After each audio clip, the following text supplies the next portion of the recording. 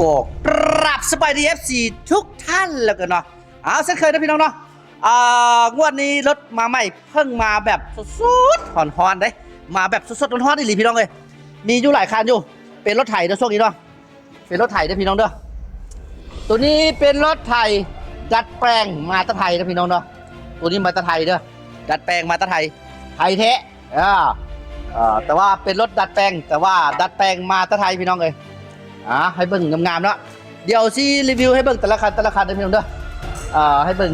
งามๆไปก่อนเนาะราคาเดี๋ยวค่อยทักมาหาเนาะว่าซีขายคันนึงเท่าไหร่เพราะว่าตอนนี้ยังเบิ่งรายละเอียดอยู่ว่าแต่ละคันเอามาเท่าไหร่ต้นทุนเท่าไหร่เพราะว่ามันยังมีค่าขนส่งค่ามีอย่างยุ่งยากนะอันนี้กลับมาใหม่ตัวนี้เป็นคูโบต้า L34 เด้อ3408เนาะเอามาตัวนี้กำลังต่อดอกไฟนะไฟโบแจ้งทางหน้าว่าซะเด้เด็กๆมันกำลังออกมาว่าซีจัดการเรื่องฟืนเรื่องไฟกันเนาะเป็น L34 คันนี้เนาะทุกคันมีอุปกรณ์ครบหมดเลยพี่น้องเด้ออุปกรณ์ครบหมดเลยงามๆมักคันใดทักทายเข้ามาหาแซดเข้ามาหาเนาะมักคันใดแซดเข้ามาหาและก็ B24 เนาะ B2420 เนาะ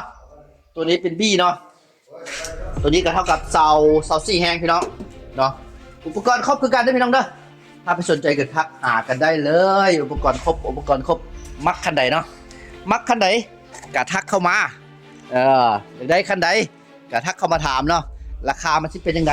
ก็เพิ่งเข้ามาไม่สดๆร้อนๆเนาะกับไปนำมาหากระฮอดบางกี้นี่เนาะหากเอาลงแล้วก็มานี่ก็เบิ่งตามนี่เนาะตัวนี้เป็น B24 เนาะ B24อุปกรณ์มีโรตารี่มีไถเนาะตัวนี้เป็นL34 เนาะตัวนี้เป็น L34 งามมาตรไทยเป็นทุกคันงามแจ๋วโบมีบอลย้อยบอลซึมเอาแบบง่ายๆกันแล้วเนาะเดี๋ยวอุปกรณ์ก็ดูเนาะอุปกรณ์เป็นโรตารี่เป็นไถมีอย่างเดียวดูเนาะนี่ก็ผู้ใดเป็นนักใส่ดัดแปลงเนาะอยากเอาไปเบิ่งโมดบอหรือว่ามีอย่างน่ะกลับมาเบิ่งเนาะตัวนี้จะถือว่างามนะเป็นรถไถดัดแปลงพี่น้องแต่ว่าบูมีโฟเด้อตัวนี้บูมีโฟเด้อเป็นธรรมดาบื้นหลังธรรมดาปกติเนาะถ้าไปสนใจทักหาก็ได้โอ้ฝากนะพี่น้องรถจกเนาะ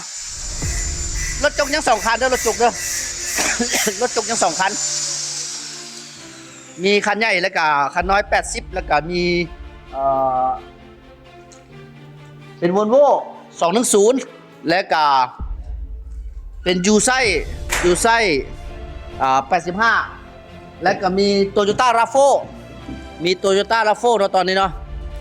จักบ่มีแล้วเด้อตัวนี้เด้อรถจักรยังเชื่อแล้วก็มี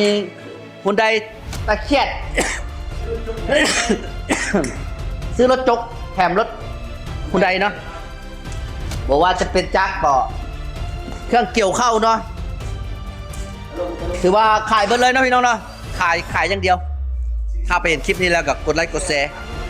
แจ๋ว